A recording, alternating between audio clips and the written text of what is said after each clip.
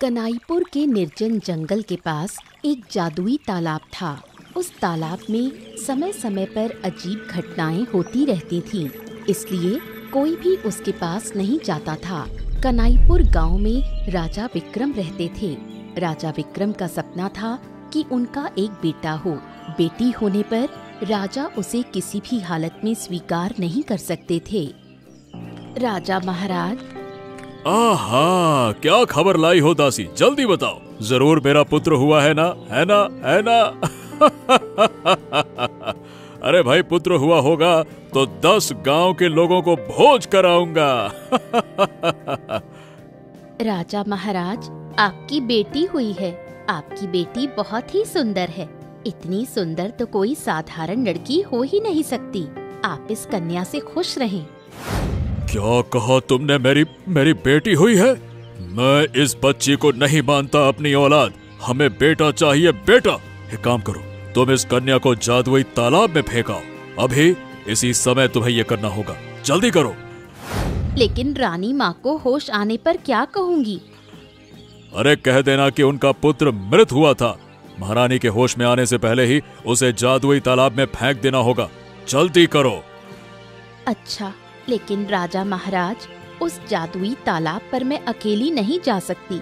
वो बहुत भयानक जगह है। अकेले जाने से मुझे डर लगेगा।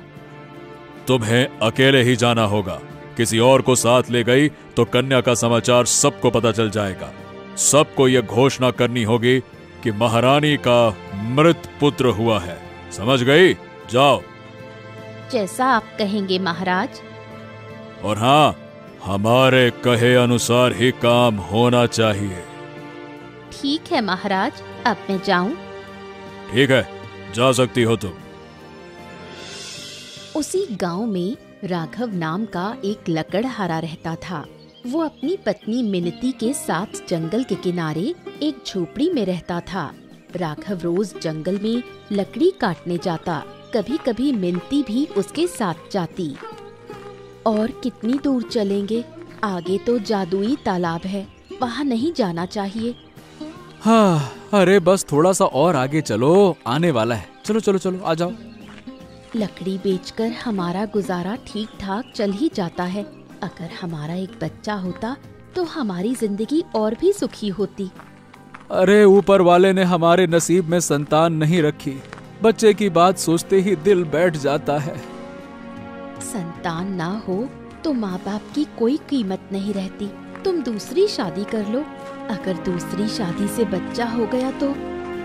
अरे नहीं नहीं नहीं नहीं, ये कैसी बातें करती हो? मैं दूसरी शादी वादी नहीं करूंगा। फालतू की बातें मत करो। मुझे लग रहा है जैसे किसी नवजात शिशु की रोने की आवाज आ रही है। तुम भी सुन रहे हो? हाँ हाँ हाँ, मैं सुन रहा हूँ। चलो आगे देखते हैं। चलो चलो चलो। आगे तो वही जादुई तालाब है। अरे हिम्मत करके चलो, बच्चे की आवाज वहीं से आ रही है। चलो। देखो देखो, तालाब में एक बड़ा घड़ा तैर रहा है। उसके अंदर एक नन्ही सी बच्ची है। अरे चलो यहाँ से भाग्यवान, वरना मुसीबत हो जाएगी। चलो। कहीं नहीं जाऊंगी। इस बच्ची को हम घर ले चलेंगे। अरे तुम समझ नहीं रही हो, ये जादुई तालाब है। इसमें उतरने पर हम जिंदा नहीं लौट पाएंगे, समझो। मुझे लगता है ऊपर वाले ने हम पर कृपा की है। तुम ऊपर वाले का नाम लेकर बच्ची को ले आओ। अच्छा, जा रहा हूँ। ठीक, आज से ये हमारी बिटिया है ना? कितनी सुंदर बच्ची है, बिल्कुल राजकुमारी जैसी। देखो। अच्छा ये बताओ, इसका नाम क्या रखें? इसका नाम राधिका होगा।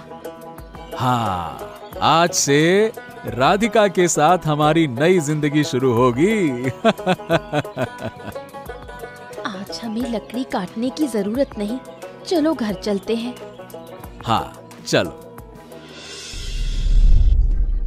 महाराजा ने बेटी को जादुई तालाब में फेंकने के ठीक 1 साल बाद पुत्र प्राप्त किया। लेकिन इतने वर्षों बाद क्या राजा सुखी है? गद्दी पर बैठने की चाह में आज हमारे अपने बेटे ने हमें कैद कर दिया। कुछ सालों के बाद तो उसे अपने आप ही गद्दी मिल जाती। लेकिन क्या बेटा अपने माँ बाप को कैद कर सकता है? पहले तो उसमें सत्ता का लालच नहीं था, अचानक ऐसा क्या हो गया कि अभी गद्दी चाहिए? हमारी सबसे बड़ी गलती थी उसका विवाह करना। विवाह के बाद ही उसमें बदलाव आ गया। शादी के 3 महीने के भीतर ही हमें कैद कर लिया। जिस बेटे के जन्म पर मैंने 10 गांव को भोज दिया था, उसी बेटे ने हमें कैद कर दिया। सब याद है। 22 साल पहले मैंने मृत संतान को जन्म दिया था। अगर मेरी पहली संतान जीवित होती तो आज हमारा ये हाल न होता। हाँ, अब ये सब कुछ भूल जाओ। दुख करने से कुछ नहीं होगा। माँ मृत संतान को भी नहीं भूल सकती। आपके लिए भोजन लाया गया है। हमारे लिए सूखी रोटी और दाल? अरे, क्या यही खाना हमें दिया जाएगा? मेरे बस में कुछ नहीं है। मुझे जैसा आदेश मिलता है वैसा करती हूँ, वरना मेरी जान पर बन जाएगी। मुझे ये खाना खाने में कोई तकलीफ नहीं होगी, मैं खा लूंगी। रानी माँ, आपको देखकर मेरा दिल दुखता है। इतनी अच्छी इंसान होकर आपकी ये हालत सहन नहीं होता। तू मन छोटा मत कर, हमारे भाग्य में यही लिखा था। रानी माँ, मैं अब चलती हूँ। मौका मिला तो आपसे मिलने आऊंगी। ठीक है, तू जा। 22 साल की राधिका अपूर्व सुंदरी बन चुकी थी। उसकी सुंदरता ऐसी थी कि जो एक बार उसे देख ले नजरें हटा नहीं पाता। माँ पिताजी सुबह सुबह लकड़ी काटने चले गए, मैं भी जाऊंगी। तू कहीं नहीं जाएगी, दिन भर इधर उधर घूमती रहती है। तेरा मन घर में बिल्कुल नहीं लगता क्या? घर में रहकर क्या करूं? जंगल के पक्षी, फूल पत्तियों से बातें करना मुझे अच्छा लगता है। तेरी उम्र अब 22 साल हो गई है। इस उम्र में इतनी चंचलता ठीक नहीं। जब मैं छोटी थी तब तो आप मुझे बाहर जाने ही नहीं देते थे, हमेशा घर में बंद रखते थे। अकेले बाहर जाती तो तेरा नुकसान हो सकता था, इसलिए नहीं जाने देती थी। अब तो मैं बड़ी हो गई हूँ, मैं बाहर घूमूं तो इतनी चिंता क्यों करती हो? चिंता क्यों ना करूं, तू हमारी इकलौती संतान। तू आंखों से ओझल होती है, दिल बैठ जाता है। माँ, जानती हो जंगल के किनारे पर एक तालाब है। जब मैं वहाँ खड़ी होती हूँ तो उसका पानी अजीब सा चमकने लगता है। तू कभी वहाँ मत जाना, वो जादुई तालाब है। वहाँ गई तो तेरा नुकसान हो जाएगा। मैं तुझे मना करती हूँ, कभी मत जाना। लेकिन माँ, मुझे तो वहाँ खड़े होकर कोई डर नहीं लगता, उल्टा लगता है तालाब मुझे बुला रहा है। मैं बस हैरान होकर देखती रह जाती हूँ। ओ मेरी बेटी, तू ही हमारे लिए सब कुछ है। तुझे कुछ हुआ तो हम जिंदा नहीं रहेंगे। तू अब कभी जादुई तालाब के पास मत जाना। अच्छा माँ, जब आप इतना मना कर रही हैं तो मैं अब कभी वहाँ नहीं जाऊंगी। मेरी अच्छी बेटी। राजा का इकलौता बेटा राहुल कुछ महीने पहले ही बहुत धूमधाम से श्यामनगर के जमींदार की बेटी टीना के साथ राहुल की शादी हुई। शादी के कुछ दिन बाद ही राहुल ने सत्ता पर कब्जा कर लिया और राजा रानी को कैद कर दिया। शादी के बाद तुम मुझे एक बार भी घुमाने नहीं ले गए। मुझे सैर पर ले जाना ही होगा। ओहो, ले जाऊंगा भाई, ले जाऊंगा। अभी अभी तो सत्ता मिली है। अरे इस सत्ता को समझने दो। राजमहल में बहुत पुराने लोग हैं, उनकी छटनी करनी पड़ेगी। अपने लोगों को लाना पड़ेगा, तब समझ में आएगा ना। घूमने जाने से पहले तुम्हारे बूढ़े माँ बाप को वनवास देना होगा। अगर किसी तरह बाहर निकलकर उन्होंने फिर से राजमहल का कामकाज संभाल लिया तो बड़ी मुसीबत हो जाएगी। ये तुमने ठीक कहा। एक काम किया जाए, जंगल के पास एक जादुई तालाब है, वही तालाब के किनारे माँ बाप को बांधकर छोड़ देना चाहिए। सुना है कि वहाँ जिसे छोड़ दिया जाए वो फिर कभी जिंदा वापस नहीं आता, है ना? क्या कहती हो? तो फिर बहुत अच्छा होगा। तुम खुद जाकर बांध कर आओगे। दूसरों पर भरोसा नहीं किया जा सकता।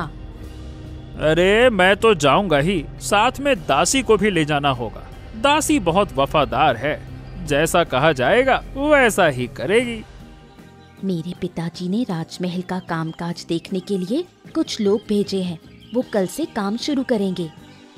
हाँ, कल एक बार गांव जाना होगा। मेरे साथ मंत्री रहेगा। जिन लोगों ने लगान नहीं दिया उनसे किसी तरह का लगान वसूलना ही होगा। किसी तरह की रियायत नहीं दी जाएगी। अच्छा, अब राजमहल की बातें रहने दो। हम घूमने कहाँ जाएंगे इस बारे में सोचते हैं। कहाँ जाना ठीक रहेगा बताओ। हम नील नदी देखने जाएंगे। नील नदी की सुंदरता हम दोनों मिलकर देखेंगे। सच? मुझसे और इंतजार नहीं हो रहा। मन कर रहा है अभी चले। अरे थोड़ा सब्र करो, अगले महीने ही हम रवाना होंगे। ठीक है, जब तुम कहोगे तभी चलेंगे। हाँ, कल सुबह सुबह उठना होगा। देर से सोए तो सुबह उठ नहीं पाएंगे। मिनती किसी भी हालत में राधिका को अकेले बाहर निकलने नहीं देती। मिनती के मन में हमेशा एक डर बना रहता है। राधिका भी आजकल अकेले बाहर नहीं जाती।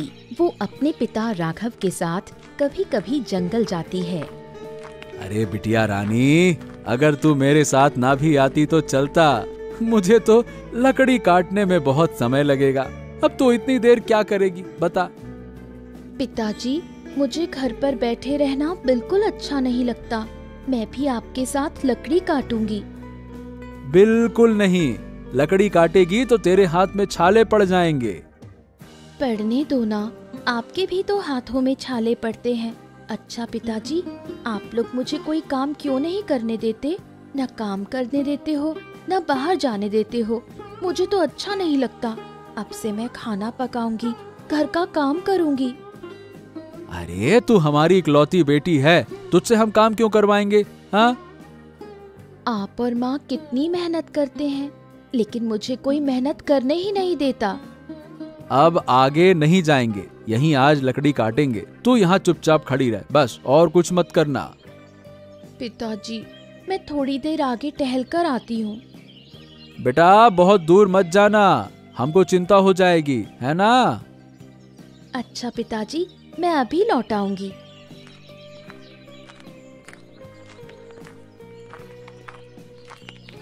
कौन है तू बेटी?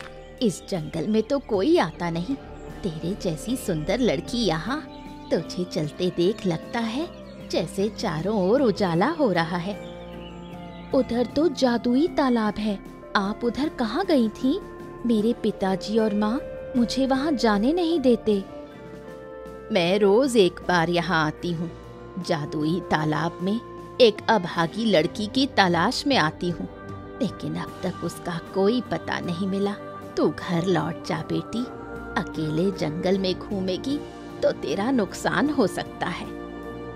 जंगल के पास ही हमारा घर है, इसलिए डर नहीं लगता। और फिर मैं अकेली नहीं आई, मेरे पिताजी मेरे साथ हैं। उधर ही है मेरे पिताजी। बेटी, जरा तेरा हाथ तो देखूं। ये क्या? तेरे हाथ में तो वही तीर का निशान है। मैं ये क्या देख रही हूँ? मेरे पिताजी बुला रहे हैं, मैं जा रही हूँ। 22 साल पहले जिस लड़की को मैंने तालाब के पानी में बहा दिया था, उसके हाथ में भी बिल्कुल ऐसा ही तीर का निशान था। ये लड़की कौन है? 22 साल से मैं रोज एक बार इस जादुई तालाब के पास आती हूँ। अगर कभी उसका कोई पता मिले, मुझे उस लड़की की सच्चाई जाननी ही होगी। कई दिन बीत गए। राहुल और टीना ने तय कर लिया कि राजा और रानी को जादुई तालाब के किनारे बांधकर रखेंगे। आखिरकार उन्होंने ये फैसला किया कि आधी रात को दासी के साथ मिलकर राजा रानी को जंगल में बांध देंगे। बहुत अच्छे से बांध दिया है, अब ये भाग नहीं पाएंगे। दासी, चलो हम महल वापस चलते हैं। छोटे राजा, आप जाइए, मैं आती हूँ। आपके हाथ और मुंह की रस्सी खोल देती हूँ। रात के भीतर ही यहाँ से भाग जाइए। मैं हुक्म की गुलाम हूँ। राजा जो कहता है वही दासी को सुनना पड़ता है, जैसे 22 साल पहले सुना था। मैं अब जा रही हूँ, नहीं तो मेरी जान को भी खतरा हो सकता है। और एक बात याद रखिए, राजमहल वापस आने की कोशिश मत करना। वहाँ अब पुराने लोग नहीं हैं। आप लोग अगर वहाँ गए तो मार दिए जाएंगे। तू चली जा, हमारी चिंता मत कर। देर करेगी तो तेरा नुकसान होगा। मैं चली। ये दासी क्या कहकर गई? कह रही थी कि 22 साल पहले कुछ किया था। रानी, दासी की बात मैं ठीक से समझ नहीं पाया। हमें यहाँ से भागना होगा। चलो निकलते हैं। अरे मैं यहाँ से कहीं नहीं जाना चाहता, रात यहीं बिताना चाहता हूँ। ये तालाब मुझे जैसे अपनी ओर खींच रहा है। जैसा राजा वैसा ही उसका बेटा भी। 22 साल पहले राजा ने जो किया था, अब राजा का बेटा भी वही कर रहा है। अच्छा हुआ, अच्छा हुआ। ये कैसी आवाजें आ रही हैं? तुमने 22 साल पहले क्या किया था? सब मुझे साफ साफ बता। अरे मैं कुछ नहीं जानता, मुझसे सवाल मत करो। तकलीफ सहकर भी हमें यहाँ सुबह तक रुकना होगा, फिर यहाँ से भागेंगे। अचानक जंगल के जीव जंतु अजीब तरह से चिल्लाने लगे। सोए हुए पक्षी ऐसे भागने लगे मानो घबरा गए हों। राधिका भी जैसे बेचैन होने लगी। माँ, मुझे बहुत तकलीफ हो रही है। नींद में बहुत बुरा सपना देखा। मेरा मन हो रहा है कि बाहर भाग जाऊं। वो जादुई तालाब मुझे बुला रहा है। मैं वहां जाना चाहती हूँ। नींद में तू चीख रही थी। तेरी चीख सुनकर ही मैं और तेरे पिताजी दौड़े आए। हाँ, जंगल के पशु पक्षी भी अजीब कर रहे हैं। लगता है जैसे उन्हें भी बहुत कष्ट हो रहा है। अच्छा, याद है तुम्हें भाग्यवान, 22 साल पहले एक रात बिल्कुल ऐसा ही हुआ था। हाँ, मुझे बहुत अच्छे से याद है। वही सब आज फिर हो रहा है। ओ माँ, मेरे साथ ऐसा क्यों हो रहा है? मैंने सपने में देखा कि आप लोग मुझे छोड़कर कहीं दूर जा रहे हो। ऐसा सपना क्यों देखा माँ? हम तुझे छोड़कर कहाँ जाएंगे बेटी? हम तो तेरे पास ही हैं। तू ही तो हमारी जान है। माँ, मैं एक बार उस तालाब के किनारे जाना चाहती हूँ। अगर वहाँ ना गई तो मुझे बहुत पीड़ा होगी। तालाब का पानी मुझे बुला रहा है। मुझे जाने दो। अरे, इतनी रात को वहाँ नहीं जाया जा सकता बेटी। हम तेरे पास हैं ना, तुझे कुछ नहीं होने देंगे। तू जरा सोने की कोशिश कर। मैं तेरे सिर पर हाथ फेर देती हूँ। मुझे नींद नहीं आएगी माँ। मेरे शरीर में जैसे आग सी जल रही है। मुझे जाने दो तालाब के पास। समझ गया।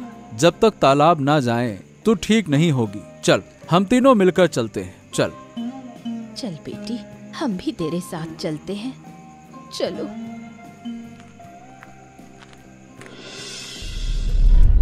राजा साहब और रानी माँ को महल से विदा लिए हुए कई दिन बीत चुके थे। उधर राहुल और टीना नील नदी की सैर करने निकल पड़े। कमाल, अद्भुत अद्भुत, कितना सुंदर है ये प्राकृतिक दृश्य। लगता है जैसे मैं प्रकृति में खो गया हूँ। इस पल ऐसा लग रहा है कि मैं दुनिया की सबसे खुश इंसान हूँ। हमें अब कोई रोक टोक नहीं है। राजमहल अब से मेरे पिताजी के आदेश से चलेगा। हाँ, अभी तो महल की बातें सुनने का मन भी नहीं है। अभी सिर्फ मैं और तुम। जिंदगी भर हम साथ रहेंगे। कोई भी बाधा हमें अलग नहीं कर पाएगी। हम दोनों हमेशा हर मुसीबत में एक दूसरे का साथ देंगे। अरे वो तो कहना ही क्या।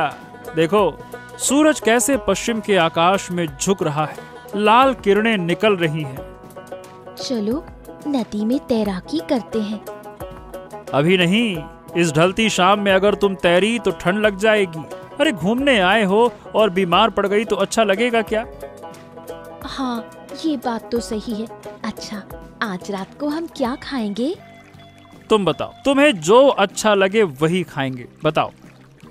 आज हम मुर्ग पुलाव और झींगे की मलाई करी खाएंगे। तो ठीक है, वैसा ही होगा। देखो, नीले पानी के नीचे छोटे छोटे कंकड़ दिखाई दे रहे हैं। मैं ये कंकड़ ले जाऊंगी, इन्हें राजमहल में रखूंगी। हम यहाँ कई दिन रहेंगे और जिस दिन वापस जाएंगे उससे पहले तुम कंकड़ ले लेना, अभी मत लो। देखो, सूरज डूब गया, अब अंधेरा हो जाएगा, नदी का पानी भी नहीं दिखेगा। कल सुबह आकर हम नदी देखेंगे। अब चलो यहाँ से। थोड़ी देर और रुकते हैं, कैसी ठंडी हवा चल रही है, मन को बहुत अच्छा लग रहा है।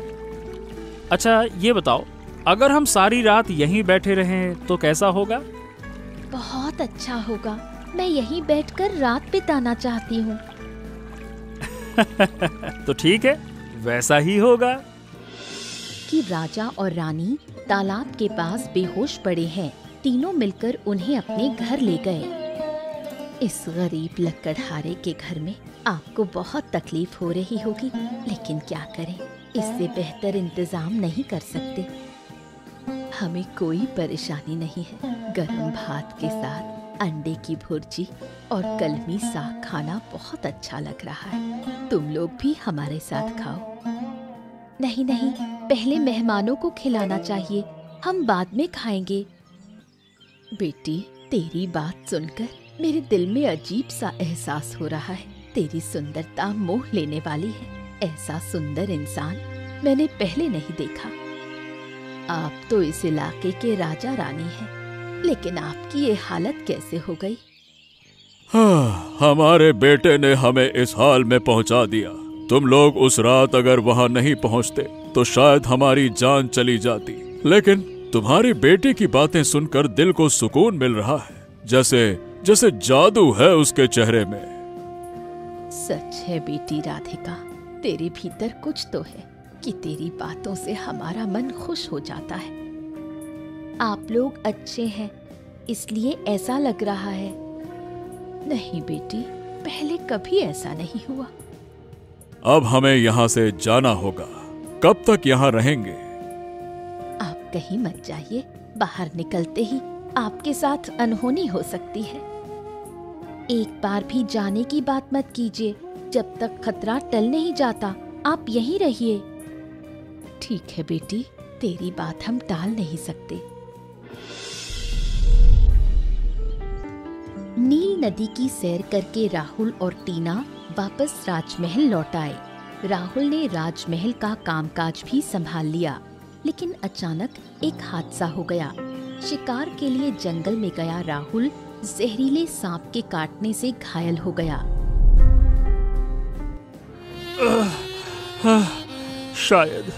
शायद अब मैं नहीं बचूंगा।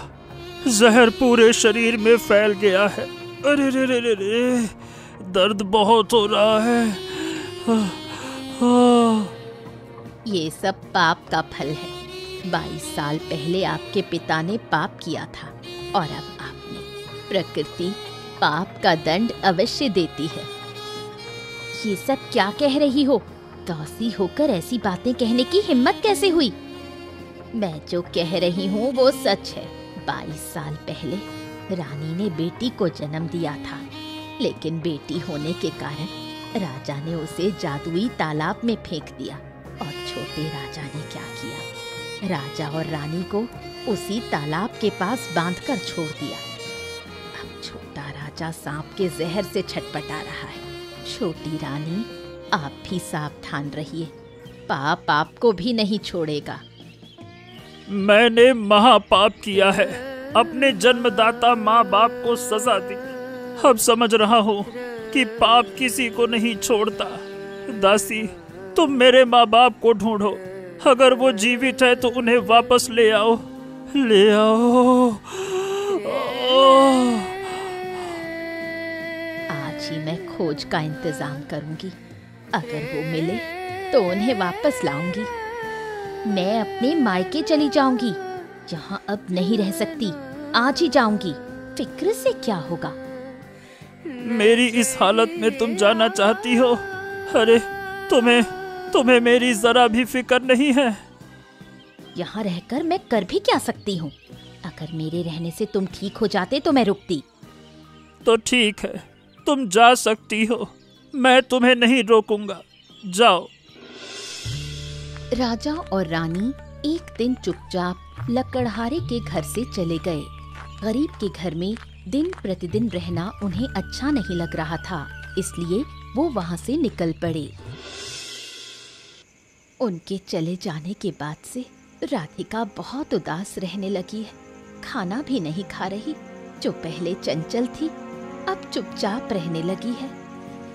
उनमें ऐसा क्या है कि बेटी इतनी दीवानी हो गई? क्यों उनके लिए इतना परेशान हो रही है? क्या चक्कर है? कहीं उनका और राधिका का कोई रिश्ता तो नहीं? अरे ये क्या कह रही हो? अरे भाई, ये लड़की हमारी है, इसका किसी और से कोई रिश्ता नहीं है। और जरूरत पड़ी तो हम यहाँ से दूर चले जाएंगे, कहीं दूर जाकर बसेंगे। तुम ठीक कह रहे हो। हम राधिका को नहीं खो सकते। हमने उसे पानी से उठाया था। संतान ना होने का दर्द हम भूल गए थे। राधिका ही हमारी सब कुछ है। उसके बिना हम जी नहीं सकते। तो ठीक है, कल ही रात हम यहाँ से दूर चले जाएंगे। हमें अब इसकी शादी करनी होगी। हाँ, उसकी शादी करेंगे। हमारे पोते पोतियां होंगे। बुढ़ापे का समय पोते पोतियों के साथ कटेगा। लेकिन आजकल राधिका को लेकर मुझे डर लग रहा है। उसका बर्ताव अजीब हो गया है।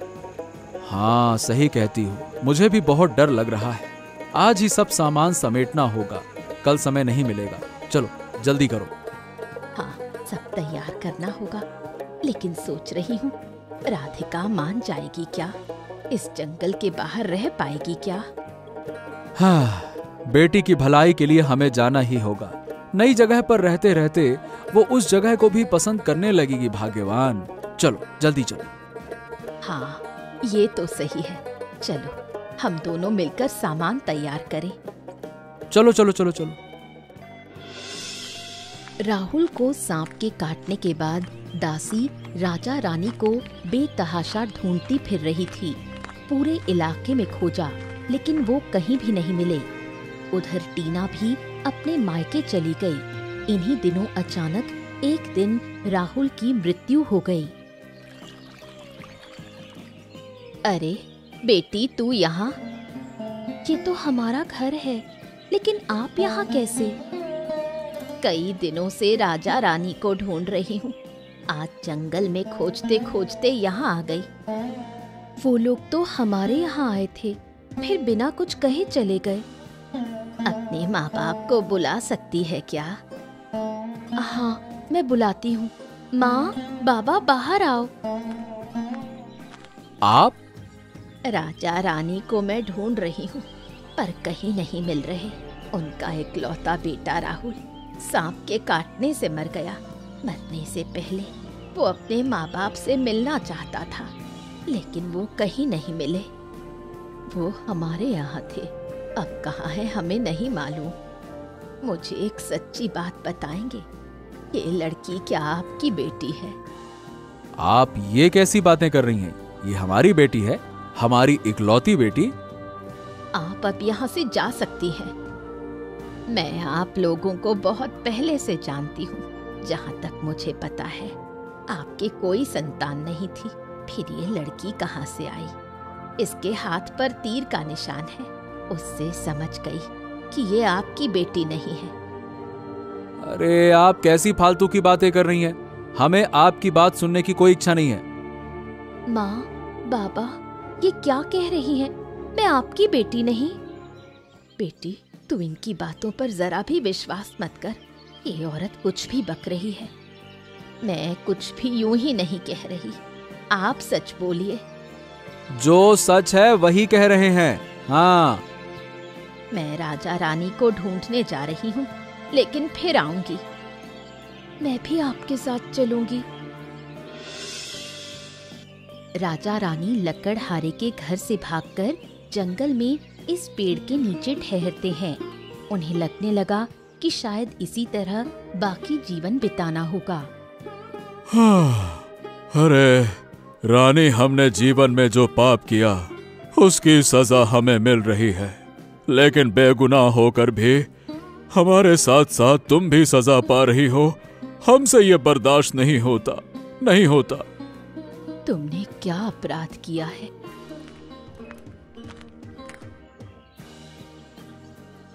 मैं बताती हूँ कि इन्होंने क्या अपराध किया। 22 साल पहले आपने जीवित कन्या को जन्म दिया था। आपके होश में आने से पहले ही उस बच्ची को जादुई पोखर में फेंक दिया गया। ये काम मुझसे राजा ने कराया था। अगर मैं ऐसा नहीं करती तो राजा मुझे खत्म कर देता। उस दिन मैंने एक हांडी में आपकी बच्ची को रखकर पोखर में बहा दिया था। ये राधिका आपकी वही बेटी है। हाँ, हम सुबह जंगल में लकड़ी काटने आए थे, तब पोखर के पानी में बच्चे की रोने की आवाज सुनी। फिर उसे घर ले जाकर अपनी संतान मानकर पाला। राधिका तुम्हारी बेटी है। ये सब मैं क्या सुन रही हूँ? हाँ बेटा, बेटा जो सुन रही हो वही सच है। और एक बात, आपका बेटा सांप के काटने से मर गया। हाँ, यही शायद नियति थी। हमने पाप किया, उसकी सजा हमें मिल रही है। महारानी और मेरी बेटी राधिका, हम आप दोनों से हाथ जोड़कर माफी मांगते हैं। हम जानते हैं कि हम माफी के लायक नहीं हैं, लेकिन फिर भी हमें माफ कर दो और राधिका को हम अपने साथ ले जाना चाहते हैं। हाँ बेटी चलो। नहीं, मैं अपने माँ बाप को छोड़कर कहीं नहीं जाऊंगी। सिर्फ जन्म देने से कोई माँ बाप नहीं हो जाते। आप लोग वापस जाइए। अब से राघव और मिनती राजमहल में रहेंगे। हम सब एक साथ राजमहल में रहेंगे। इसके बाद कई महीने बीत गए। सब लोग राजमहल में सुख शांति से जीवन बिताने लगे। बेटी राधिका को लेकर राजा रानी बहुत खुश थे। उधर राघव और मिनती भी राधिका के माँ बाप बनकर राजमहल में थे। मेरे राज्य में अब कभी भी गरीब और असहायों पर अत्याचार नहीं होगा। राजमहल के पुराने लोगों को वापस बुलाना होगा। बेटा राधिका, अब इस राजमहल की जिम्मेदारी तुम्हारी भी है। राघव और राधिका अब से राजमहल की जिम्मेदारी निभाएंगे। ये दोनों अब राजमहल का हिस्सा हैं। अरे आप ये कैसी बातें कर रहे हैं? हमें यहाँ शरण दी आपने, बस यही बहुत है। हमें अपनी बेटी के साथ रहने को मिल रहा है। हमारे लिए यही बहुत है। आप लोग जहाँ रहेंगे मैं भी वहीं रहूंगी। इस महल के प्रति मुझे कोई लालच नहीं। हम सब एक साथ रहना चाहते हैं, इस बात से कोई इनकार नहीं है। इसके बाद सब लोग राजमहल में सुख शांति से जीवन बिताने लगे। ऐसी ही मजेदार कहानियाँ देखने के लिए हमारे चैनल को सब्सक्राइब करना मत भूलिएगा।